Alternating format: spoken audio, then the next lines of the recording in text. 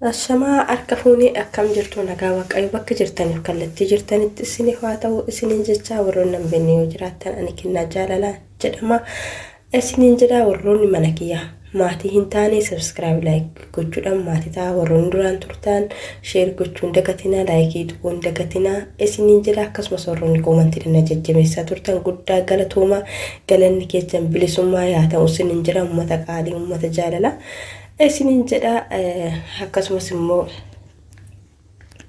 warroonni na jajjabeessaa turtan guddaa galatoomaa isiniin jedhaa.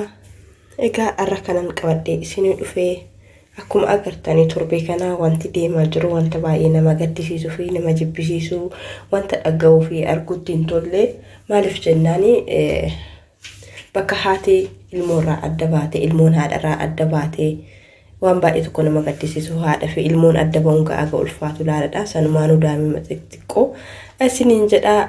Asumaanii torbee kana keessa kan deemaa jiru haadha manaa Reeditii fi akkasumas haadha manaa Abdii Muktar waaqayyo ilmoo keessanitti isin haa deebisu. Dhugaa baay'ee tokko ulfaata namni jaalateeti miti bultii kan diigu safuu garuu yeroo ammaa kana bultii dhaabuun salphaate dhaabuun diiguunis akkasuma ni salphatee jechaadha dhugaa. Innaa akkasii baay'ee tokko bultii yoo jedhan afaan qofa osoo hin ta'e waa baay'ee jira.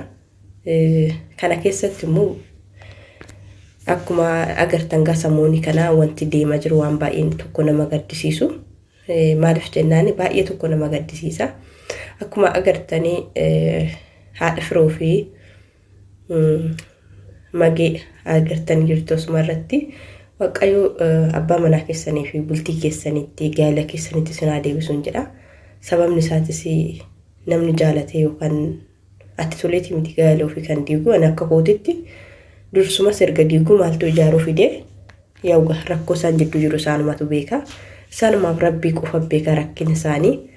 Yaa manni keessa rakkoo baay'ee jira manumatu namaa dhossa malee hunduu rakkoo mataa qaba. Kana jedhanii dubbachuun hin ulfaata. Maaliif jennaan waan irraa hin beekne tokko jedhanii haasa'uun baay'ee tokko namatti ulfaata isiniin jedha. Akkasumas haadha firoo rabbiin ijoollee keetitti daa'ima keetitti ilma keetitti nagaatti haa deebisu. Yaa yeroodhaan malee waan hunduu ni sirrata. Kanaaf namoonni immoo shamarran yookaan dubartoonni bultii namaa jala deemtan abbaa manaa namaa jala nama ilmoo qabu nama haadha manaa qabu tokko ani waan isin jala deemtaniif naaf hin galu. Garabbii waa'ee haadha ilmoo sanii kee si fuudhus yaa yeroodhaan malee booddee haadha ilmoo kan caalu hin jiru. Ilmoo jechuun jireenya addunyaa kanarratti wanti kamiyyuu ni argama ni dhamamas. Garuu kan akka ilmoon kennaadha. Kan rabbi yoo namaa kenne malee namni tokko hin arganne jedhee argachuu hin danda'u. Maaliif yoo waan isii kenne malee argachuu hin dandeechu. Yoo waan ilmoo kana sii kenne malee ati ilmoo hawwitee yookaan jaalatteef argachuu hin dandeechu. Akkasii fakkeenya fi qabeenya osoo ta'e qabeenya tokko kan dhabde taate erga hojjettee numa argatta jechaadha. Garuu ilmoon akkasii miti. Yoo waaqayyo sii kennee isa sanuu sii kennee nagaan dhalattee nagaan guddachuun ishiitu waan tokko. Kanaaf namni haadha ilmoo ofiitirra nama biraa filatee haadha manaa godhata jechuun kun yaa lagzeedhaaf sobaa malee dhugaaf akkasumatti fakkaatu. Warroonni nama abbaa manaa nama gaa'ela qabu gaa'ela isaa diiguuf achi deemtanii dubartoonni keessattuu yeroo ammaa kana maal isin nama bultii qabu malee namni kun hin jiru. Nama kaanitti laallattanii ni heerumtanii maal nama bultii qabu maaliif bultii isaa diddu. Dhugaana baay'ee tokko na gaddisiise haati firoo mana ishiitirraa adda baatee mucaa ishii dhiiste deemtee baay'ee tokko ulfaata. Gaa'ela jechuun akkuma aannu tasanii maaliif ishiin ilmoo ishii kanatu ishii guba waan hundarraayyuu ilmoo ishii kanatu ishii guba. Maaliif har'a daa'ima kee akkanatti laffaatee jireenya kee jettee bultii kee jettee rakkinaaf dhibbina gadadoo hunda keessa dabartee har'a immoo dhufaniituma yoo akkuma barbaadan namni tokko kan ta'u ta'e baay'ee tokko ulfaata. Kanaafuu waan wal sinaa jaalachiisuu abbaa manaa keessanitti sinaa deebisu isiniin jedhaan akka kootitti. Ani akka kootitti garuu baay'ee tokko ulfaata dhugaa. Haadha ilmoo baasuunis hin ulfaata. Ilmoon haadha malee hin toltu. Akkasii warroonni immoo irsa namaa jala deemtanii abbaa manaa namaa jalaa fudhachuudhaaf kaattanii haati firoo ilma dhiiraatti ilmi dhiiraa kan dubartiitii muti arrabu olii bule malee deebitee haati dhiiraa kabajaa qabdi. Keessumattuu namni namaa dhalee namni namaa dhiige kabajaa qaba dhugaa rabbii. Haga fe'e balleessitu waa fe'e ta'u haadha ilmooti. Kanaaf rabbi nagaan bultii keetitti si yaa deebisu jedha. Warroonni immoo gaala isaanii kanatti namni fayyaa qabu nama fayyaa hin qabne yookaan sammuu dhukkubsata ta'e malee namni gaalli namaa yoo dhugame namni gammadu hin jiru. Namoonni tokko immoo baga fuudhee maal akkas ta'e maal ishiin tun namaa miti ishiin tun maal taate baga fuudheen osoo okkee jireenya guddaa ta'ee lachuu qixxeetti bulchuu ta'e haa ta'u garuu namoonni jaartii lama filatta warroonni dhiirattis gubaa dabalachuu keessan immoo qabbanaa barbaaddan qabbana yookaan gammachuudhaan jiraachuu barbaadde bilisa kee haadha mana takka wajjin jiraadhu akka barbaadde taatee akka barbaaddetu wajjin bulta.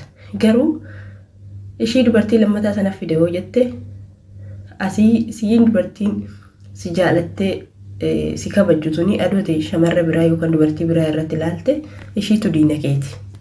Namni kamiyyuu abbaan manaa ishii tokko deemee akka dubartii biraa ilaalu hin barbaadu eenyumaayyuu ta'e. Kanaafuu warroonni haadha manaa qabdanoo dubartii biraatis laaltani warroonni dhiiraa adabaddaa. Jireenya keessa fooyyeffadha. Waanuma faayidaa hin qabneef jireenya keessa bultii keessan haadha ilmoo keessanii hin gaddisiisina. Ani kana dhaamsa isinii qaba. Sun gadi tokko hin qabu. Gammachuun jiraachuu feeta taanan of gammachiisuuf jireenya kee mana kee bultii kee fooyyessuu barbaadda taanan gara fuuldura nama guddaa ta'uu barbaadda taanan addunyaa kanarra waan gaarii hojjedhee tan darba hoo jette nama tokkoo fi namni tokko nama tokkoof uumame nama tokko gammachiistee asirree gammaddee waliin jiraachuu dandeecha. Maal kana akka uffataa san qayyartu namni uffataa miti bar hinde nama dhibdu sunu dhugaa rabbi ana baay'ee tokko na gaddisiise dhugaa. Namni uffata qofa kan yemmuu faashiniin irra darbu faashiniidha. Faashiniin isaa dhumeedhanii lafa godhanii faashinii haaraa isaan bitatu jecha. Namni immoo faashinii muti. Kanaaf abbaan manaatirree kanuma ganamaa santu bareeda. Haati manaatirree kanuma waan hunda waliin taanii waliin dhiiganii waliin gaddaaf gammachuu waliin dabarsa santu bareeda. Kanaafuu haadha firoo waaqayyoo bultii kee gaahila keetitti si haa deebisuu sin jedha. Akkasumas immoo mageetis mana keetitti si haa deebisu mucaa keetitti baay'ee tokko ulfaata dhugaa baay'ee tokko nama gaddisiisa yeroo ammaa kana. Gaala dhaabanii isaanii oduun argin diigamanii isaanii himama. Dhugaa baay'ee tokko nama gaddisiisa. Kanaafuu akkasiin jedhaa warroonni bultii godhachuuf karaa hunduraa deemtanis immoo waan hunda tasgabbaa atti ilaalaa nama tokko yoo jaalattan dura qoradhaa maali jedhaadha. Isiniin jedha. Kana isiniin jedha namni immoo bultii nama keessa deemtanii karaa isheetis gortanii karaa karanas gortanii bultii namaa keessatti waan namaa hin beektanii nama kamiyyirraa yoo hin gorina beekan tokkicha waaqa tokkicha waan ta'eef abbaa firdii waaqayyo waan ta'eef duras waaqayyotu walitti fidee arras yoo carraan isaanii ol bira jiran waaqayyo adda baasuu danda'a waliin jiraachisuu danda'a.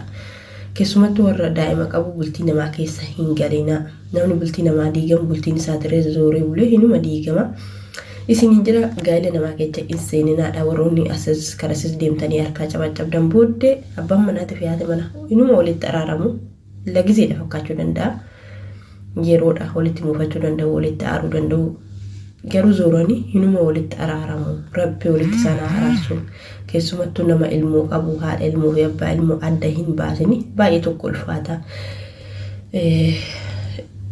Jireenya kana addunyaa kanarratti haati ilmoo irraa adda ba'u ilmoon haadha irraa adda ba'u waan baay'ee fakkaatu. Haati ormaa haadha keessiin taatu waaqa fe'ii oduu gaarii taate kanaaf haadha keessiin taatu waan ta'eef haadha fi haati ilmoodhaan tolti ilmoon haadhaan tolti.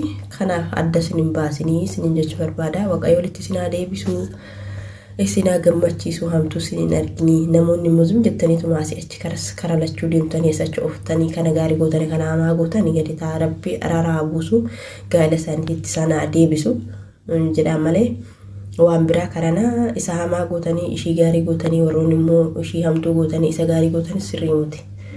Rakkoo isaan jidduu jiru isaanumatu beekaa rabbi isaanii haa furu walitti isaan haa deebisu walitti isaan shukkaara isaan haa godhu jenna. Du'aayi namaa godhaa malee nama gargar baasuuf hin kaatinaadha. Maaliif jennaan gaa'ela jechuun waan salphaa miti.